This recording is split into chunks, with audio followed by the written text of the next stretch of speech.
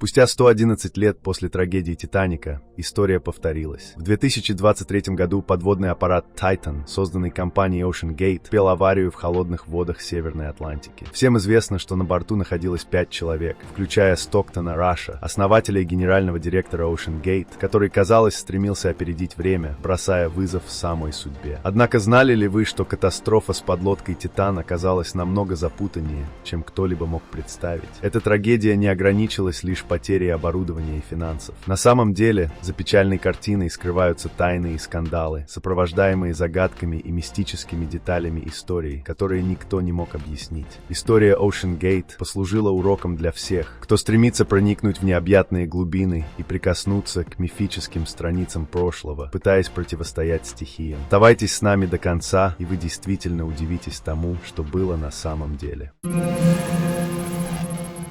Начнем с того, как создавался батискаф. Знали ли вы, что Стоктон Раш, стоявший за разработкой Титана, выбрал углеродное волокно вместо традиционного титана для корпуса судна? Стремясь к превосходному соотношению прочности и плавучести, он считал это решение революционным шагом в подводной индустрии. Однако этот выбор стал основой катастрофы, перевернувшей перспективы на передовые материалы. Часто пренебрегая проверенной титановой обшивкой, Раш видел в углеродном волокне не только легкость, но и будущее. К сожалению, подобный материал оказался недостаточно проверенным такого смелого подхода. Время поджимало, и на пути к реализации своей мечты он выбрал обходной путь, оставляя в стороне стандартные процедуры сертификации. Его подводное детище, глубинная субмарина «Титан», обещала стать революцией в изучении морских глубин. Однако стоило ли игнорировать предостережения? Без необходимой апробации, воплощенной в сертификатах безопасности, «Титан» отправился в свое первое путешествие.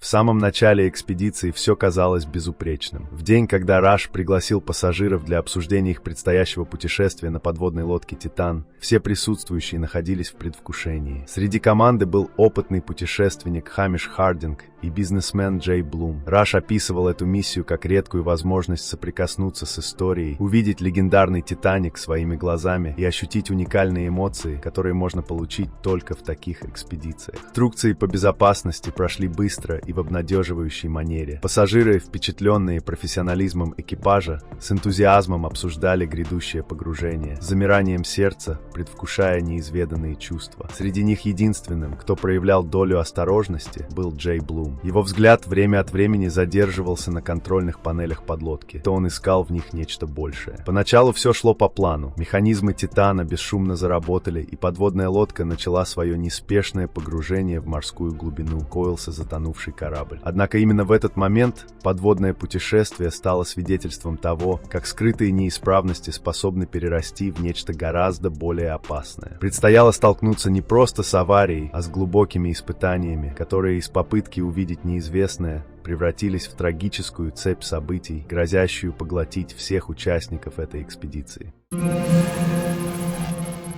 Когда подводная лодка «Титан» исчезла в океане, это стало самым настоящим испытанием для всех участвующих в поисковой операции. Береговая охрана США, ВМС США и ВМС Канады объединили усилия в надежде обнаружить пропавший аппарат. Но это задание оказалось намного сложнее, чем они могли себе представить. Сложные погодные условия постоянно вставали на пути поисковиков. Подводные течения и мощные волны практически лишили их шансов на быстрое обнаружение «Титана». Небо затягивалось облаками, сильный ветер разрывал радиосигналы, и без маяков ориентироваться было невероятно сложно. Даже самые продвинутые технологии временами показывали свою беспомощность перед стихией. Однако не только природа была препятствием. Известия об отсутствующих пассажирах добавляли давление на поисковые команды. Жизнь каждого из них могла зависеть от каждой минуты. Авиация и подводные дроны сканировали океанскую гладь и глубины, но не приносили результатов, которые могли бы вселить надежду. В этой борьбе с невидимым врагом каждая секунда имеет значение. Катастрофа «Титана» стала горьким напоминанием о том, насколько опасными и непредсказуемыми могут быть глубины океана.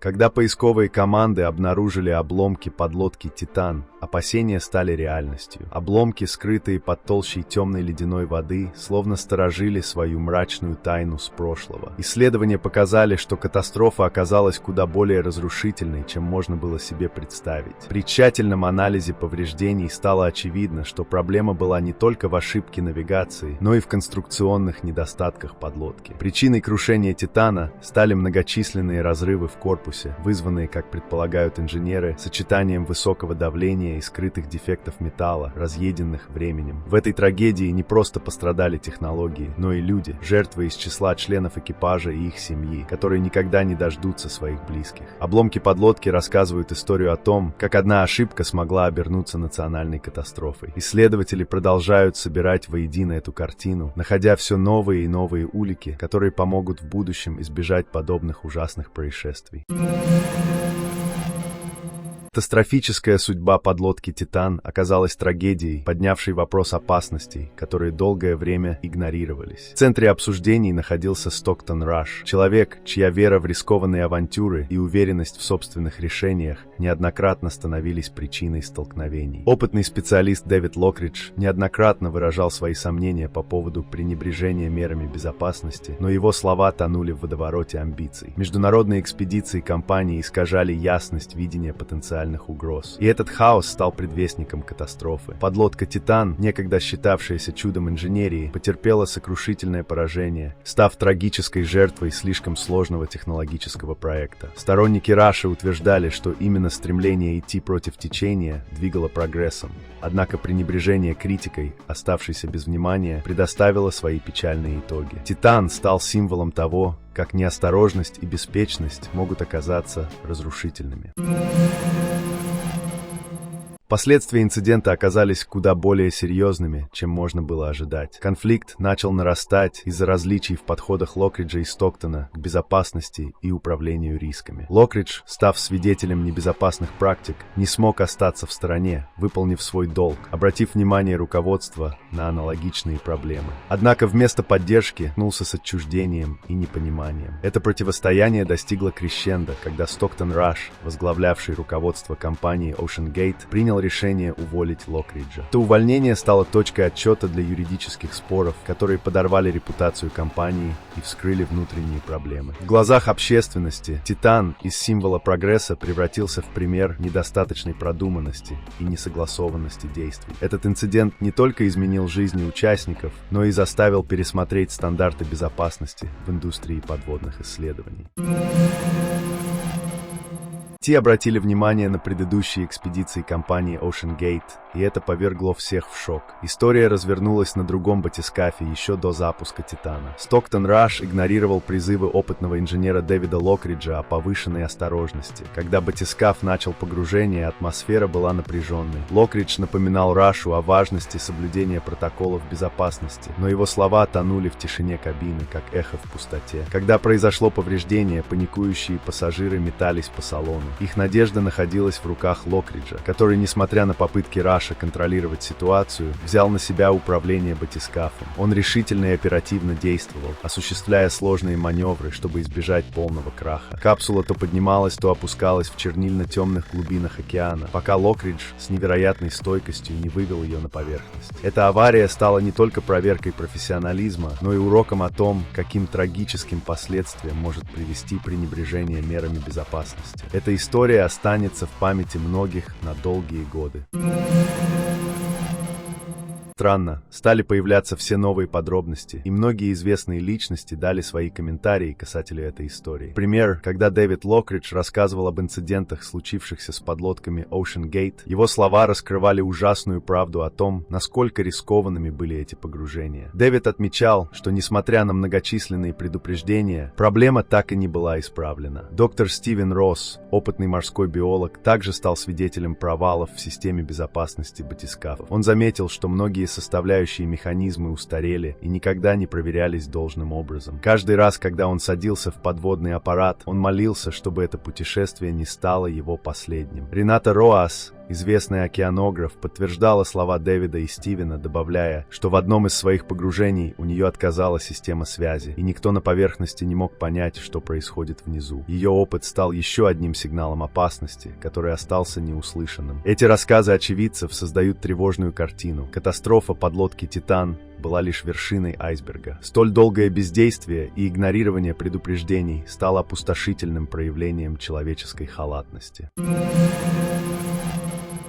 эпоху стремительных технологических изменений и уникальных стартапов амбициозный предприниматель по имени Стоктон Раш оказался на острие прогресса. Его неповторимая харизма и преданность идее создали новый тренд в подводном исследовании. Однако бюрократия с ее множеством процедур и проверок преподнесла непреодолимые преграды на пути к осуществлению задуманного. Вначале все шло по плану. Технологии работали безупречно, обещая захватывающее погружение в неизведанные воды. Но капризный и безжалостный океан вскоре продемонстрировал свою непредсказуемость. Неожиданные сбои в навигационных системах, вызванные скрытыми изъянами, превращали экспедиции в кошмар. Незапланированные ситуации развивались стремительно, выявляя уязвимость непротестированных новшеств. То, что казалось незначительными трудностями, превратилось в критический просчет. Без тщательных проверок и необходимых гарантий последствия трагедии подлодки «Титан» оказались поистине разрушительными и угрозой для жизней, оставив незабываемый след в летописи технологий. Проблемы с навигацией, вызванные скрытыми дефектами в системах, повергли субмарину в хаос. Аварийная ситуация, развившаяся быстрее, чем ожидалось, вскрыла все слабости неподтвержденных инноваций. Что вначале казалось мелочью на пути к успеху, обернулось фатальной ошибкой. Без должных проверок и гарантий последствия этой катастрофы стали еще более тяжелыми и жизнеугрожающими, оставляя след не только в сердце моря, но и в истории технологий.